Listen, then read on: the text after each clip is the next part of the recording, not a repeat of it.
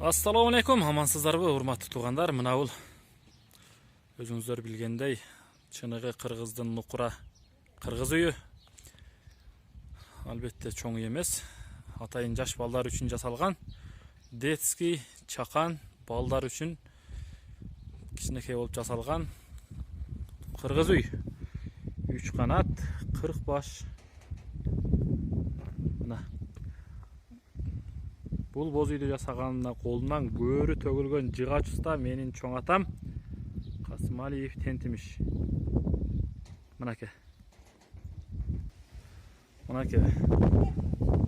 Өзүңүздөрдүн балдарыңыздарга ушундай боз үйлөрдү заказ кылып жасатып, үйүңүздөрдүн алдына жана бакчаңыздарга жайлоого тигип берсеңиздер болот. Атайын балдар үчүн арналып жасалган боз үй.